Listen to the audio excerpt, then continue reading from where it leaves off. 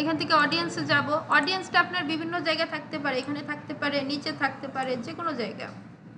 ওকে, থাকার পরে আমরা অডিয়েন্সে ঢুকতেছি।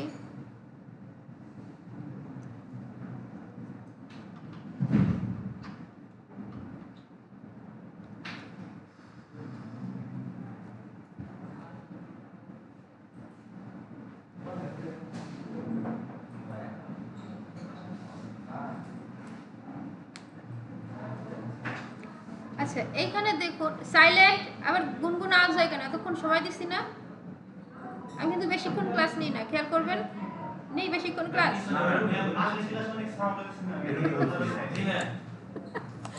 এটা আচ্ছা, রেকর্ডিং স্টার্ট। এখানে দেখুন বিভিন্ন অডিয়েন্স ক্রিয়েট করা আছে, যেটা আপনাদের থাকবে না, ব্ল্যাঙ্ক থাকবে।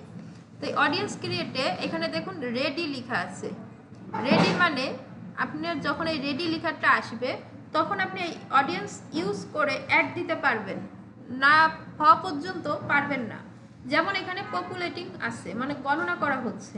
এটা গতকাল বানাইছি, এটা 1 ঘন্টার মধ্যে হয়ে যাইতে পারে, 24 ঘন্টা, 3 দিন, 4 দিন এরকমও লাগতে পারে। ওকে, সো পপুলেটিং থাকলে এখানে আপনি অ্যাড চালাইতে পারতেছেন না, রেডি থাকলে আপনি এটা ইউজ করতে পারবেন। সো রেডি হইতে একটু টাইম লাগে, এইটুকুই। তো এগুলো আপনাদের থাকবে না, এরকম একটা ইন্টারফেস ওপেন হবে। দেন এখান থেকে ক্রিয়েট অডিয়েন্স, 2 রকমের অডিয়েন্স দেখা যাচ্ছে, মূলত 3 রকমের অডিয়েন্স দেখা যাচ্ছে। একটা হচ্ছে সেভড অডিয়েন্স। সেভড অডিয়েন্স কোনগুলো? ওই যে আমরা ডিটেল টার্গেটিং করে অ্যাড দিই না, শুট জন্য একটা, টি শার্টের জন্য একটা, ঢাকা, খুলনা, বাংলাদেশ, বিভিন্ন বয়স টার্গেট করি না, সেগুলো ভালো হইলে ওই অডিয়েন্সগুলো আমরা সেভ করে রাখতে পারি, যেটা এত প্রয়োজনীয় কিছু না, এটা অপশনাল, আপনার পছন্দ ইত্যাদি। তো আমাদের অডিয়েন্সের মধ্যে কাস্টম অডিয়েন্স, লুকে লাইক অডিয়েন্স সব থেকে বেশি ইম্পর্টেন্ট, দুইটা। তো কাস্টম অডিয়েন্সে যায়। কাস্টম অডিয়েন্স হচ্ছে আমরা কেন অডিয়েন্স ক্রিয়েট করব? আমরা হচ্ছে রিটার্গেটিং বা রিমার্কেটিং করার জন্য অডিয়েন্স ক্রিয়েট করব।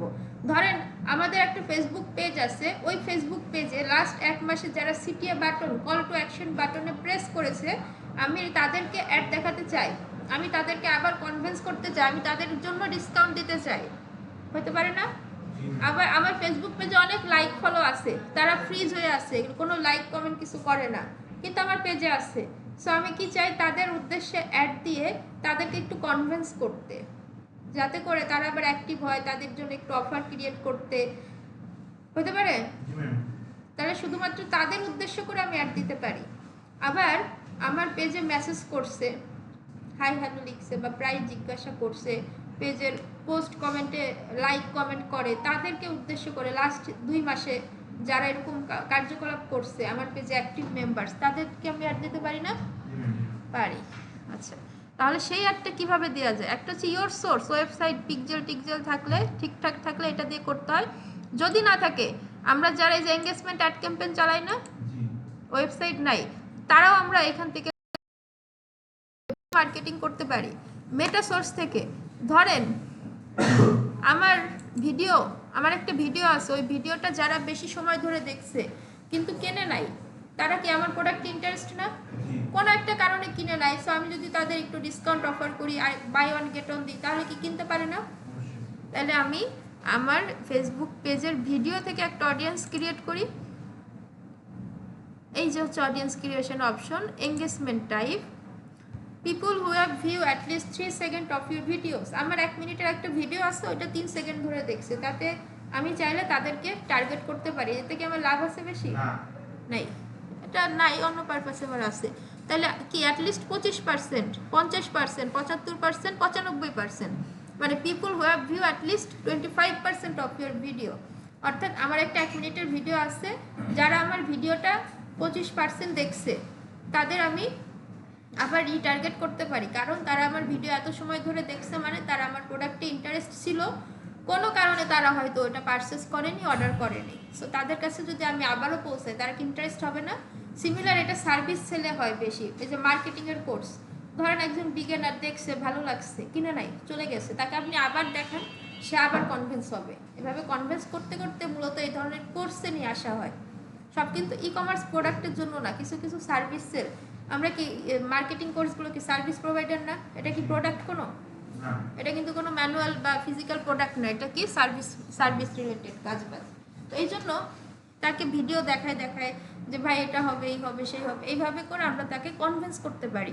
বা সে 25% দেখছে, বাকি 25% এইভাবে অ্যাডের মাধ্যমে, কন্টেন্ট পরিবর্তনের মাধ্যমে, আই ক্যাচিং কন্টেন্টের মাধ্যমে তাকে আমরা ইনফ্লুয়েন্স করতে পারি, করে আমাদের কোর্সে নিয়ে আসতে পারি, রাইট? তাহলে এটা দিয়ে আমরা একটা ভিউ বানাই, একটা অডিয়েন্স বানাই। People who have view at least 25% of your videos, এখান থেকে আছে সিলেক্ট ভিডিওস, কোন ভিডিওটা। এখন আপনাদের পেজে হয়তো ভিডিও টিডিও নাই, আমার এখানে অনেকগুলো পেজ টেজ আছে, একটাই থাকার কথা, এটাই দেখি।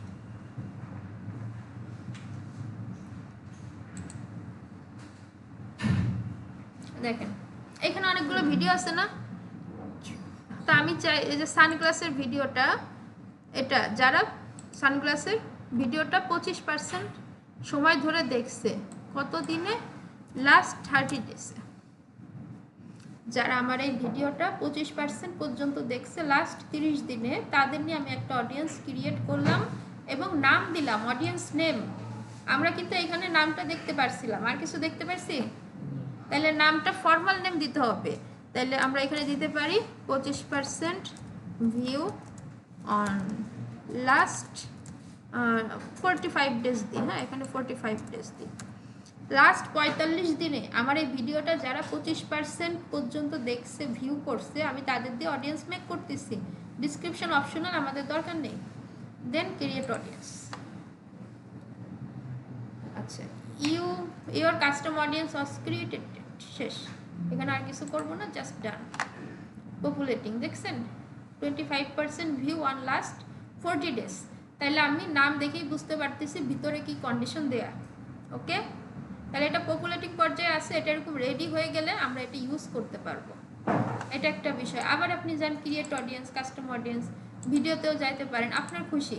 আপনার এখানে ধরেন এখন আপনি যে আপনার ভিডিওটা যারা 95% সময় ধরে দেখছে, তাদের কাছে আবার পৌঁছাবেন, নতুন কোর্স নিয়ে আসছেন। হ্যাঁ, ফেসবুক মার্কেটিং ছিল, এখন ডিজিটাল মার্কেটিংয়ের কোর্স আনছেন, সিমিলার একই কাজ করবেন। তো আমি এটা দেখাইলাম না। এরপরে দেখুন এখানে আরও আছে সব জায়গা থেকে লিড ফর্ম। আপনি একটা লিড অ্যাড দিচ্ছেন, ফেসবুকে লিড অ্যাড শিখাইছি না? লিড ফর্মটা যারা ফিল আপ করছিল, কিন্তু সবাই তো আর ভর্তি হয় না, সবাইকে তো পাওয়া যায় না, সো তাদেরকে আবার পৌঁছানো যাবে না তাদের কাছে, তাহলে লিড অ্যাড চালাবেন। নেক্সট কি আছে? ফেসবুক পেজ, এটা একটু ইজি আছে।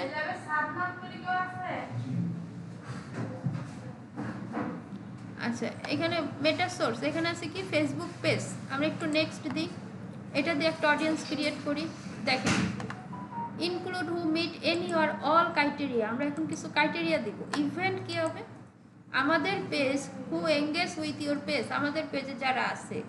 Anyone who visit your page, আমাদের পেজে লাস্ট 35 দিনে যারা ভিজিট করছে তাদের নিয়ে বানাতে পারি একটা অডিয়েন্স। কিংবা এই যে কল টু অ্যাকশন, আমাদের পেজে যারা কল টু অ্যাকশন বাটন ছিল না, সেন্ড মেসেজ, অর্ডার নাও ছিল, ওই বাটনগুলোতে যারা ক্লিক করছে তাদের নিয়ে একটা অডিয়েন্স বানাতে পারি না?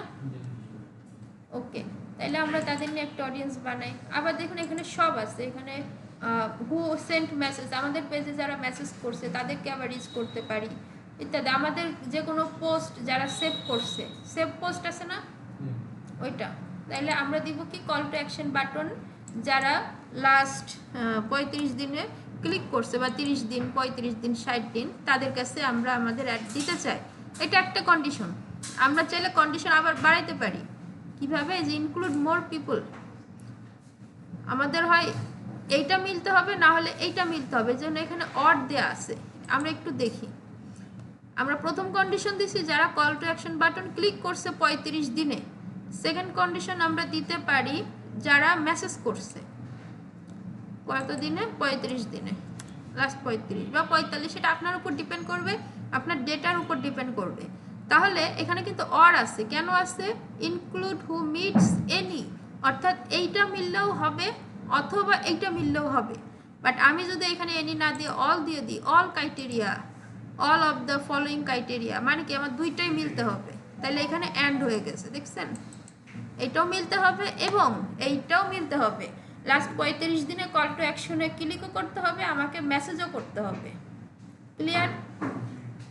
তাহলে এটা ডিপেন্ড করবে আপনার কত ডেটা আছে, কি পরিমাণ প্রিভিয়াস অ্যাড চালিয়েছেন, কি পরিমাণ পেজে রিচ টিচ এগুলো আছে সেইগুলার উপরে, আদারওয়াইজ পসিবল না। আচ্ছা, তাহলে এইভাবে করে আমরা ইনক্লুড করতে পারি, আবার এক্সক্লুডও করে দিতে পারি। যে আমার পেজে মেসেজ করবে ভালো কথা, এরপর আমার পেজে কোনো পোস্ট সেভ টেপ করা যাবে না, এগুলো আমি পছন্দ করি না, সো এটা করা যাবে না। ঠিক আছে, এটাও চাইলে দিতে পারেন। সো অডিয়েন্স নেম ওইভাবেই দিতে হবে। আমি এটাকে এক্সক্লুডটাকে একটু কেটে দিচ্ছি বোঝানোর সুবিধার্থে। তাহলে অডিয়েন্স নেমটা আমরা কি দিব? আমরা দিব send message and click call to action button বা সিটিএ অন লাস্ট কত দিন হবে? 35 ডেজ। তাহলে আমাদের নামেই আমাদের পরিচয়। দেন ক্রিয়েট অডিয়েন্স। এভাবে করে আপনাকে অডিয়েন্স ক্রিয়েট করতে হবে। যে গ্রিন মার্ক অডিয়েন্স ক্রিয়েট করা শেষ। এটা হচ্ছে আমরা ফেসবুক থেকে করলাম। এই যে অডিয়েন্সের উপর ক্লিক করলে এখানে একটা সামারি দেখাচ্ছে যে বিলো 1000, মানে এই যে অডিয়েন্সটা ক্রিয়েট করছি লাস্ট 35 ডেজে কারা আমার পেজে ক্লিক করছে, এটা বলতেছে যে 1000-এর নিচে হবে, কারণ এই পেজে বিশেষ অ্যাড টেড চালানো হয় না এই কারণে। ঠিক আছে, যখন আপনি অ্যাড চালাবেন এখানে একটা সংখ্যা দেখাবে অডিয়েন্স সাইজ কত।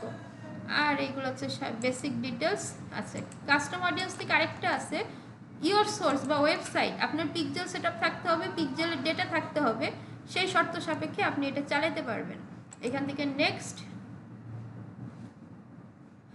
দেখুন ইভেন্ট সেটআপ আছে না, পিপুল ভিজিটর বাই স্পেন্ড টাইম, অর্থাৎ আমার একটা ওয়েবসাইট আছে, ওইখানে যারা 25% সময় ব্যয় করছে আমার ওয়েবসাইটে, ঠিক আছে, তাদেরকে আমি অ্যাড দেখাইতে চাই। লাস্ট 30 দিনে যারা আমার 25% সময় ব্যয় করছে তাদের নিয়ে অ্যাড দিতে চাই, বা তাদের নিয়ে একটা অডিয়েন্স মেক করতে চাই। আবার যারা আমার স্পেসিফিক ওয়েব পেজ ভিজিট করছে, কীরকম, ওই যে বেবি প্রোডাক্টের পেজটা আছে না, ল্যান্ডিং পেজ যেটা, হ্যাঁ, যারা এই ল্যান্ডিং পেজটা ভিজিট করছে তাদের নিয়ে একটা, মানে বেবি পেজ, তাদের নিয়ে একটা অডিয়েন্স ক্রিয়েট করতে চাই। এরকমভাবে আপনাকে জাস্ট এটা মিলাইতে হবে। দেন এখানে এনে আপনি ওই ইউআরএলটা বসিয়ে দিবেন www.daraz/omen.com। এই যে, অর্থাৎ লাস্ট 30 দিনে যারা আমার এই ওমেন পেজটা ভিজিট করছে তাদের দিয়ে আমি একটা অডিয়েন্স বানাইতে চাই। ওকে, বোঝা গেছে? তো এইভাবে করে অডিয়েন্স বানিয়ে এখানে রাখতে হবে ফ্রি টাইমে, এবং সময় দিতে হবে, ওরা গণনা শেষে রেডি বলবে। ঠিক আছে, রেকর্ডিং স্টপ করে দিচ্ছি। কোনো